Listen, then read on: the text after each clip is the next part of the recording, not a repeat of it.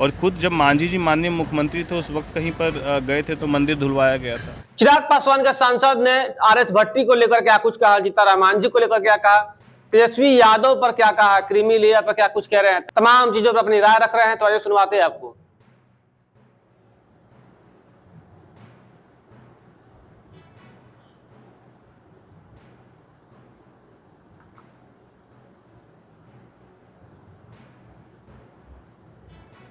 ये हमेशा धन्यवाद उनका और आभार व्यक्त करता हूँ। राजनीति लंबी नहीं हो, लेकिन जितने दिन की राजनीति हो वो ईमानदारी से जिसके साथ हो वो हो। तो मेरी ईमानदारी मेरे नेता के प्रति सदैव रहेगी, चाहे राजनीति फिर आगे नहीं करनी हो वो मंजूर है, लेकिन नेता के साथ कभी दगाबाजी ना हम कभी कर सकते और ना कभी जीवन में करेंगे। मैं बिल्कुल हमेशा उनके साथ और उनके लिए गए निर्णयों के साथ कंधे से कंधे मिलाकर चलने वाला व्यक्ति। किसी के वजह से टूटने और जुटने वाली कोई बात ही नहीं है। कोई टूटने का कारण तो हो, क्या स्टैंड लेना मुद्दों पर वो गलत है, और अगर गलत है तो फिर प्रधानमंत्री जी ने भी उसको लेकर संशोधन किया है। तो मुझे लगता है कि इन विषयों में कहीं कोई दम नहीं है। पता नहीं, मैं खुद ये देख कर आश्चर्यचकित था कि मीडिया में इस तरीके से कैसे चल रहा है, जिसमें उसके बाद हम लोग झारखंड में जो राष्ट्र कार्यकारिणी की बैठक हुई वहाँ सब लोग साथ थे। अभी भी मैं दिल्ली से आया हूँ तो माननीय नेता से मिलते हुए आया हूँ, सभी विषयों पर बात हुई है। तो कहीं कोई ऐसा विषय पार्टी के अंदर कोई टूट, ये बाकी जो भी विषय हैं ये सिर्फ हवाई बातें नहीं। अब देखिए, अब उनका क्या है, वो उनके पार्टी का स्टैंड है। हमारे पार्टी का स्टैंड बिल्कुल क्लियर है, जो आपको दिख रहा है, जो हमारे नेता का बयान है वही हम लोग का स्टेटमेंट है। ये अब इस भाषा से आप समझिए ना कि अगर प्रदेश की मुखिया की ये भाषा और ये शैली रहे जवाब देने की, जबकि उनके स्टेट में लॉ एंड ऑर्डर पूरी तरीके से ध्वस्त हो रखा है, ना तो घर की बहू बेटी सुरक्षित है। इतना बड़ा डॉक्टर के साथ जो घटना घटी, उसके बाद वो खुद सड़क पर निकलती हैं, जबकि पूरा लॉ एंड ऑर्डर उनके हाथ में है। वो खुद वहाँ की मुखिया हैं और वो खुद जो है पैदल मार्च कर रही हैं और अभी कह रही हैं कि झारखंड बंगाल जलेगा तो बिहार जलेगा। ये भाषा है क्या उनकी? पहले बंगाल तो संभाल ले।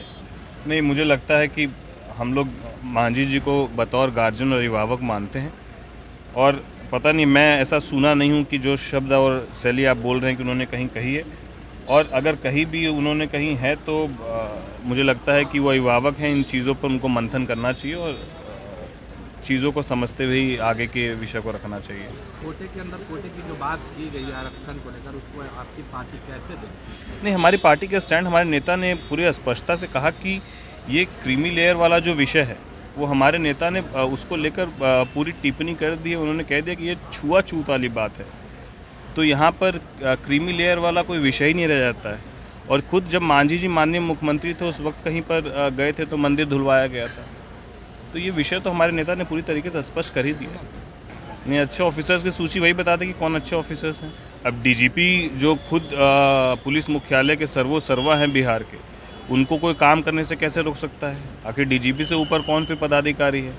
तो ऐसी बातों से लोगों को दिग्भ्रमित करने वाली बात है। बाकी वास्तविकता क्या है वो जनता और लोग जानते हैं। नहीं, बिल्कुल हम अपने नेता के स्टैंड के साथ, और हमारे नेता ने इसीलिए कहा कि अगर जातिगत उनका बस उसमें थोड़ा सा ये सुझाव ज़रूर है कि जातिगत जनगणना के वो पक्षधर हैं, लेकिन वो सार्वजनिक हो इसके पक्षधर नहीं हो। लेकिन वो आंकड़ा बिल्कुल आना चाहिए ताकि उस आंकड़ों के आधार पर ये तय किया जा सके कि किस जाति समाज की संख्या कितनी है और उनके लिए हमको क्या बेहतर करना है, ये जानकारी होनी चाहिए, लेकिन वो सार्वजनिक नहीं होनी चाहिए।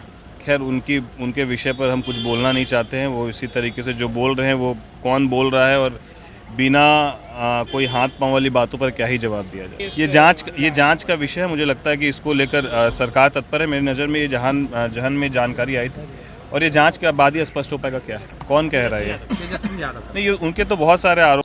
तो आपने सुना किस प्रकार से बता रहे हैं कि जीतनराम मांझी जब मुख्यमंत्री थे तो एक मंदिर में घुसने के बाद उस मंदिर को धुलवाया गया था, और वो क्रीमी लेयर की बात कर रहे हैं। तो हमारे जो नेता चिराग पासवान है, उनका साफ तौर पर कहना है कि हम यहाँ छुआछूत की बात कर रहे हैं, क्रीमी लेयर की बात हम नहीं करने वाले हैं। वहीं जो एनडीए में टूट की बात कही चली थी, तो उन्होंने स्पष्ट कर दिया है कि अपनी अपनी बातों को रखना सभी को अधिकार है, और हमारे बीच कभी टूट नहीं हो सकता है।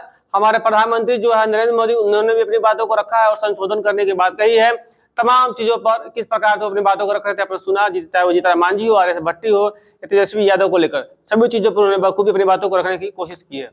दीक्षांत एडुटेक लाया है दीक्षांत ई लर्निंग ऐप। बने दीक्षांत का चैनल पार्टनर और अर्न करें लाखों रुपए प्रति महीने। चैनल पार्टनर बनने के लिए विजिट करें www.dikshans.com।